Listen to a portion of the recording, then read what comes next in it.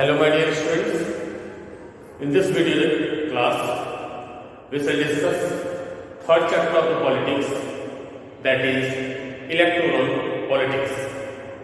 My dear students, in this chapter we are going to discuss how elections are conducted in a democracy, what is the need for the elections and why elections are necessary for the good health of the democracy. So first of all, my dear students, a newspaper report is written in your book, and that newspaper report is related to the Haryana Assembly elections of 1987. Haryana was ruled by Congress party from 1982. In 1987, Lok Dal, that was a new party which was framed by an individual. That Lok Dal opposed the policies of the existing government, and as a result of the policies of the Lok Dal, in the next elections, which were held in the 1987, in that elections, Lok Dal became the largest party and formed its government into the Haryana.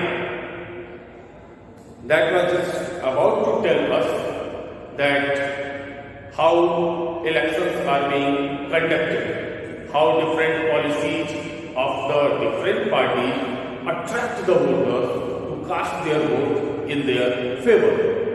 So first big question which arises at the front of each of us, that is, why elections?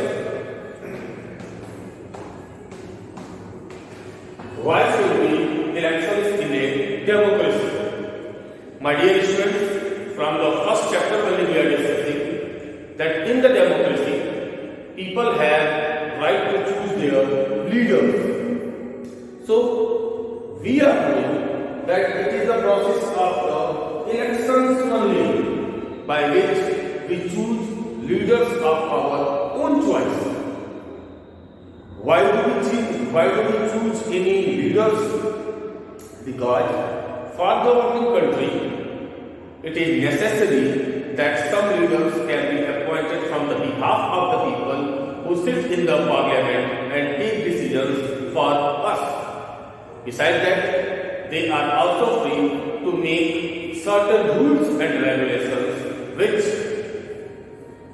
increase developmental works.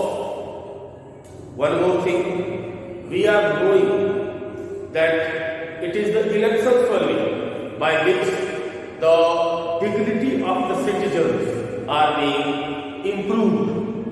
At the time of the elections only, people can think that really we are the leaders of our country, or it is we only according to behalf of whom the country is being governed. So in a democracy, elections are not necessary, it is the necessity. Now next topic which is given, that is what makes an election democratic. What makes elections democratic?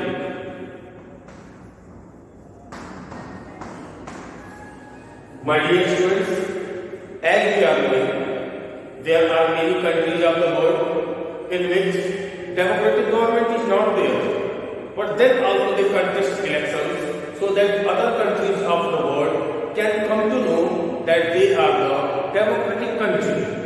But there are certain principles which are followed during the time of the elections, especially in that countries which are the democratic country. So what are that criteria which makes election as a democratic one?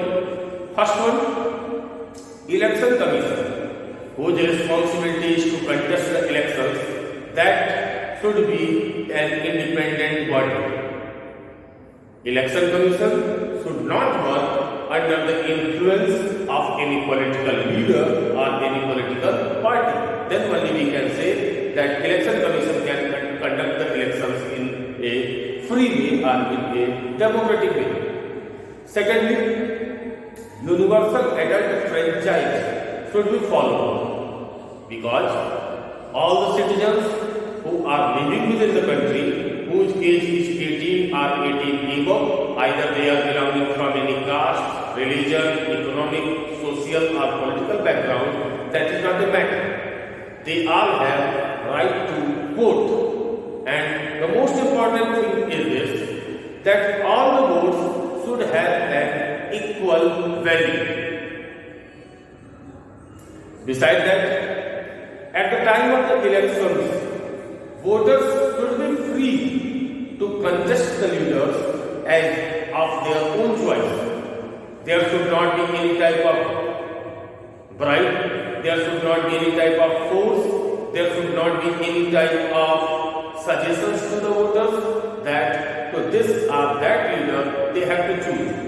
It will be totally on the leaders, it will be totally dependent on the voters only to whom in the favor of whom they want to cast their votes.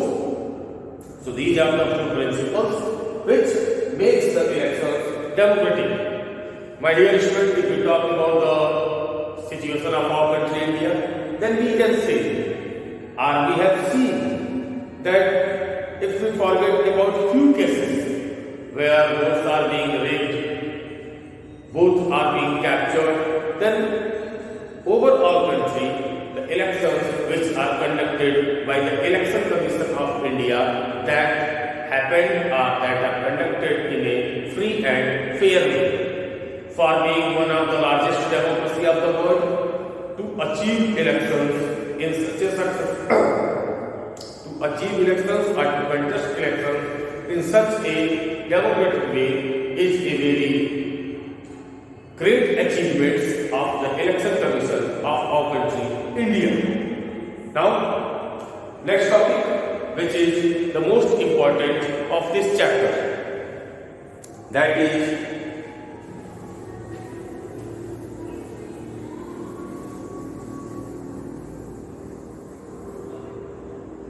it important to have electoral competition? Is it important to have electoral competitions?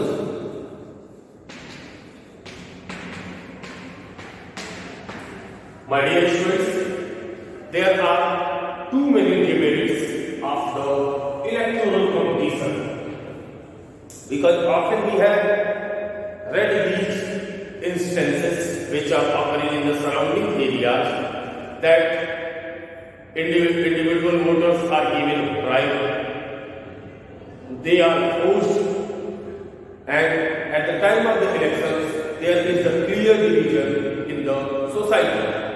Besides that, voters turnout is also a bigger problem of this electoral competitions. But if we neglect these few demerits of the electoral competition and we talk about whole, then we can say for a democracy, electoral competitions are very, very important, are very helpful. Why? Because the leaders which are chosen by us, it is their responsibility that they should work for the betterment of the people. And if competition will not be there, then what will happen? Then only single party or only few parties will contest in the elections, and when there will be only few parties in the elections, the choices at front of the voters will be also limited. So when choices will be limited, it is obvious that maybe best leaders can't be appointed by the voters. Secondly, as from the previous classes when we are discussing that our country India is a diverse country. Its diversity is visible in the landforms, religions, culture, etc. So our political thinkers were well aware of these all problems which can lead in future into the electoral competitions. For this purpose, they made some reserved constituencies because they were knowing that every time only that leader will be appointed who will get the majority of the votes. And we are knowing in our country there are various groups which are minorities. So if there will not be any fair chance for the electoral competition, then every time the leader from the majority population will win. And if every time the leader from the majority population will win, it will not be better for the democracy. Because all the decisions which will be taken by him, that will be dependent on their own community, or that all decisions will be related for the welfare of their own community, then who will think about the minorities? That's why they have reserved some constituencies. From the reserved constituencies, only the individual of the SC, ST or the OBC can contest into the elections. Besides that, one big problem that was of the women. As we are knowing, from the ancient and medieval time only, women's participation in the society and politics was very limited. And in today's scenario world, everyone is talking about the equality. Our constitution has also guaranteed equal status to the women within the society. But we have seen there are very limited constituencies from which women candidates are winning the elections.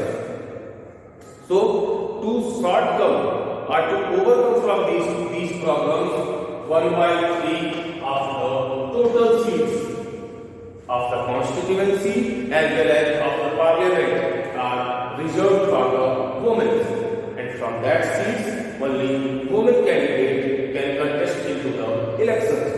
And it is obvious, if women candidates will be contested, only they will win, and if they will win, then only they can represent their community in the parliament, and then only they can pressurize the government to make certain rules and regulations which are for their welfare. So this was something about the elections. In the next video class, we shall discuss some bigger questions related to the electoral politics. Till that time, bye my dear students.